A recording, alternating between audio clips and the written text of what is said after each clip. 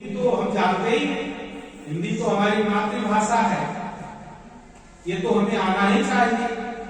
लेकिन बाद में पता चला कि अगर इसको ठीक से पढ़ाया नहीं जाएगा तो ठीक से हमारे व्यक्तित्व का निर्माण नहीं, क्योंकि ये जो हिंदी है हमारी मातृभाषा है, हमारी राष्ट्रभाषा है और एक दूसरों के दिलों को जोड़ने और उसके मर्म को पहचानने की भाषा है। और यही कारण है कि अब हम बहुत ज्यादा जो विकसित हो रहे हैं साइंस और टेक्नोलॉजी में, उसमें ह्यूमैनिटीज को, विशेष रूप से हिंदी को, अंग्रेजी को, सोशल साइंस में साइकोलॉजी को, इकोनॉमिक्स को पढ़ाते हैं। वो इसीलिए पढ़ाते हैं कि जो जीवन के उच्च मूल्य मानवीय आदर्श हैं, अगर हम उनको नहीं पढ़ाते हैं तो हमारी सारी पढ़ाई बेकार है। और यही कारण है, मैंने एक सर्वे किया है कि जो सुसाइडल रेट होता है साइंस टेक्नोलॉजी वालों में ज्यादा होता है, वनस्पति जो सोशल साइंस और ह्यूमैनिटीज के स्टूडेंट होंगे।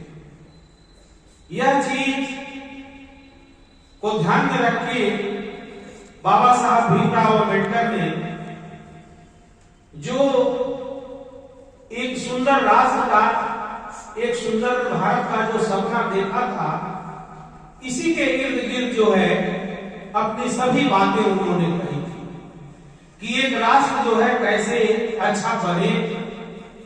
तो इसके लिए पॉलिटिकल साइंस में पहले हम लोग राष्ट्र और राज्य का अंतर पढ़ाते हैं कि पहले हमें यह समझना चाहिए कि राष्ट्र और राज्य में फर्क क्या होता है। वास्तव में राष्ट्र और राज्य तो अलग अवधारणा है। राज्य छोटी अवधारणा है और राष्ट्र उससे बड़ी अवधारणा, क्योंकि राज्य तो जनसंख्या के कभी कभी अभाव में भी बन जाता है, भूभाग के भी अभाव में बन जाता है, लेकिन राष्ट्र तब तक नहीं बनता है जब तक कि वहां के रहने वाले लोगों का दिल नहीं मिलता है। राष्ट्र के लिए दिल और दिमाग, संस्कृति का मिलना जरूरी होता है। और एक शायर ने, कवि ने वो जो कहा कि उनान में सरोमा सब मिट गए जहां से, कुछ बात है कि हस्ती मिटती नहीं हमारी, सदियों रहा है दुश्मन दौरे जहां।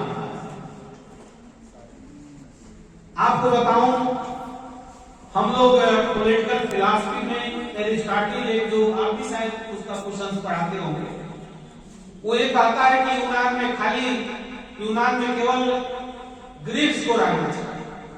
मतलब ग्रीक्स वो जाति है, ग्रीक जाति। लेकिन ये उस समय की बात थी जब राष्ट्र नहीं था, उस समय छोटे छोटे सिटी स्टेट थे, नगर राज्य।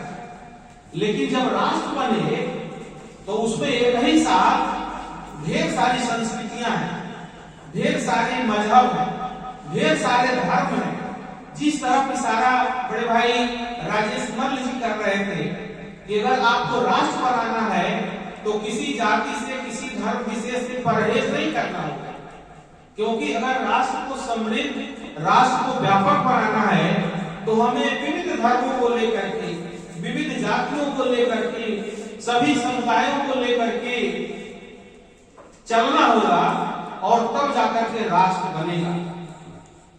यहीं पर हमारे यहाँ पॉलिटिकल मॉडर्नाइजेशन का, राजनीतिक आधुनिकीकरण की एक अवधारणा है जो इस बात पर आधारित है कि वास्तव में हम आधुनिक कभी कहे जाएंगे जब हम वहां रहने वाले लोगों के जो जेहन है, उस जेहन में ऐसी प्रवृत्ति पैदा करें जो यह महसूस करें कि इस भूमि पर रहने वाले सभी भाई भाई हैं।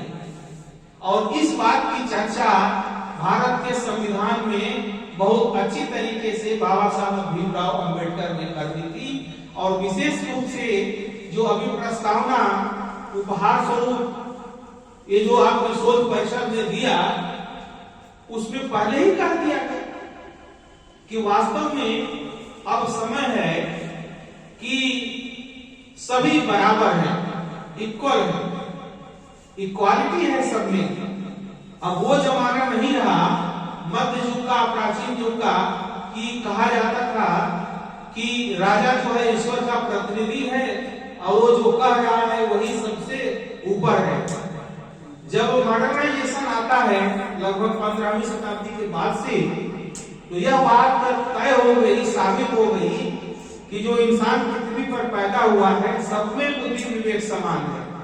बस जरूरत है उसको उसके विकास के लिए परिस्थितियां उपलब्ध कराना, और इन परिस्थितियों को उपलब्ध कराने का काम बिना किसी भेदभाव के बाबा साहब भीमराव अम्बेडकर ने भारतीय संविधान में कर दिया।